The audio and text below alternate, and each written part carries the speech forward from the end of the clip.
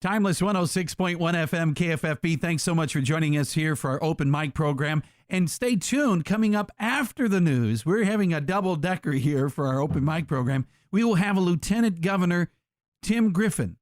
He will be on the air around 8:06, so that'll be right after we get done here. But right now, thanks so much for joining us here for KFFB's open mic program. We do have Ted Hall. Ted's a great friend of mine. Ted, you have been on the radio more than anyone else. And when we talk about seniors, I have been on the radio talking about more press conferences and more things going on, but this is what it's all about.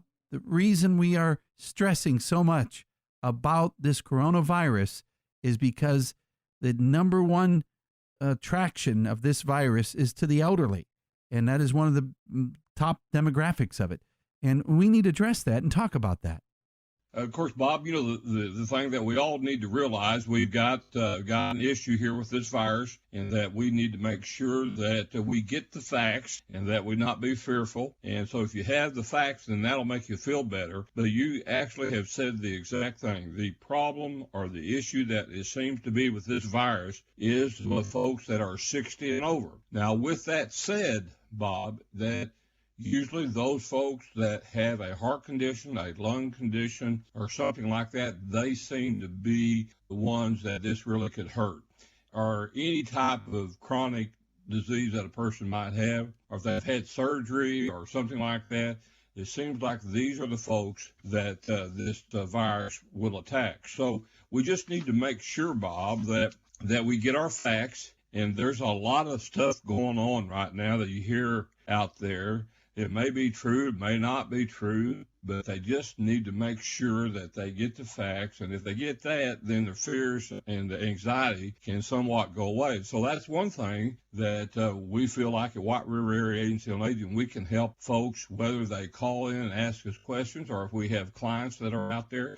We're checking on clients all the time. And so we've stepped that up this week, so we make sure that everybody understands that, yes, this is a big deal, and we're going to work through this with you. And there's some things that just simply are common sense things, Bob, that all of us can do, whether you're 60 or over or not. And number one, Bob, if you don't feel well, then you need to self-quarantine yourself. Just don't get out. And the government is understanding of all the things that goes on with that.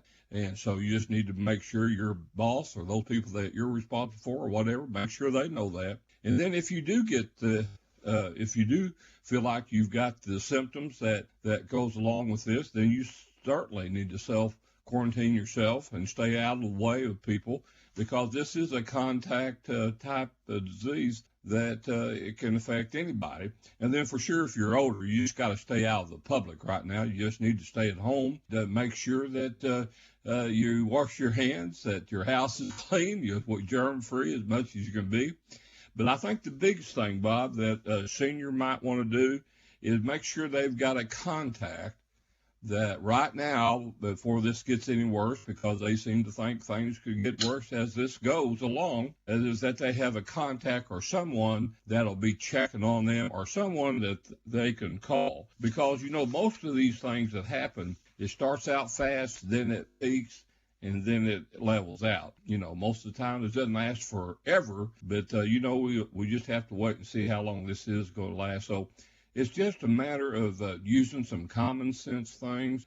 Sure, they need to have food on hand and those kind of things like that. But the main thing is that use common sense, use our best judgment if we can. And they need to stay home, as we said. That's something, if you're a senior, stay home. And you can be out in the yard or outside some of that area, but don't get around people, because it's hard not to get in within 6 feet of people when you go to the store. And if there is someone that can do that. Exactly. And we challenge all of our listeners to help the seniors. In other words, if you've got a neighbor that's a senior, check on them and pick up some extra groceries for them so they don't have to be exposed. But no, there's something else there. Exactly. You guys' offices are closed just like everyone else, but you are working. You're just not open to the public coming in. Right. They can give us a phone call. That's 870-612-3000. then we can work with them. That's 870-612-3000. Bob, which I mentioned to you earlier, we are answering a lot of questions for people that may not be our clients. So we were glad to do that. And, Bob, there is quite a response in the 10 county areas. We've worked with lots of different groups, churches, and those kind of things like that. If we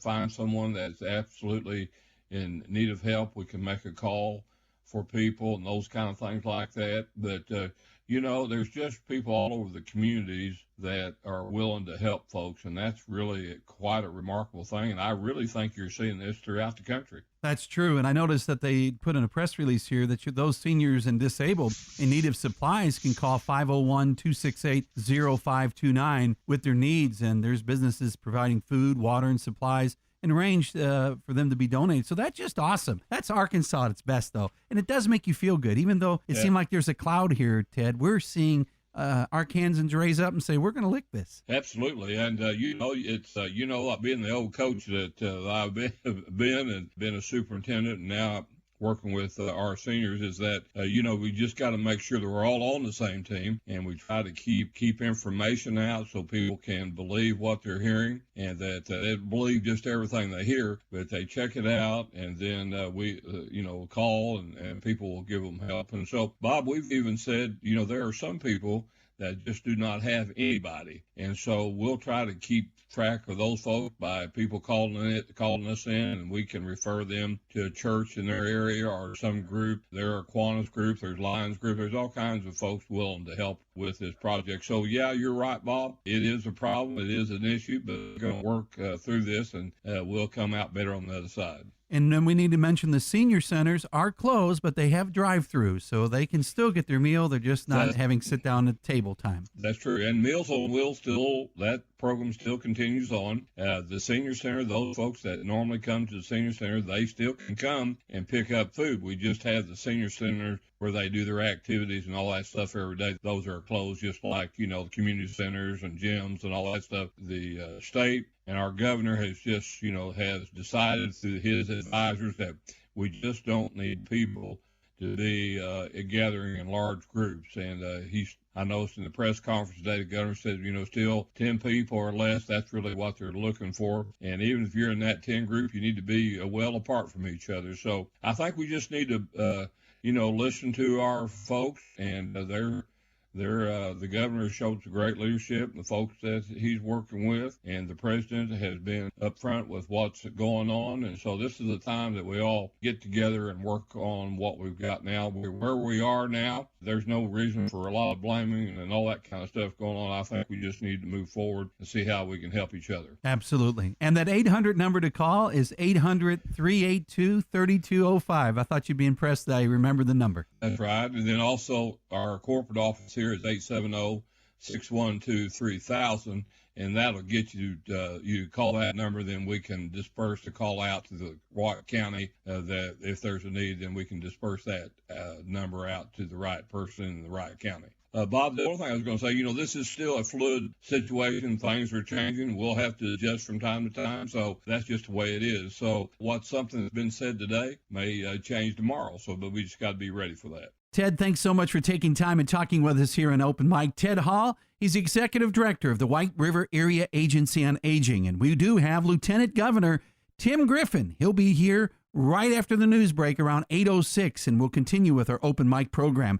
Remember, Timeless 106.1 FM is here. We're your news and information station, as well as your timeless music station. When the news breaks, we're here. Whether it's weather, coronavirus, or whatever. We have live news top of every hour, keeping us up to date with Fox News. Then the bottom of the hour on your way to work at 5:30, 6:30, and 7:30 and 8:30. We have a Fox News Minute, followed by the Arkansas Radio Network and KFFB Today with local news. That's national, regional, state, and local news. And then we have the same thing at bottom of the hour at 11:30, 12:30, and on your way home at 4:30, 5:30, and 6:30, keeping you up to date. But stay tuned. Fox News coming up at the top of the hour, and we will have Lieutenant Governor Tim Griffin right here on Timeless 106.1 KFFB right after Fox News break at 6 after.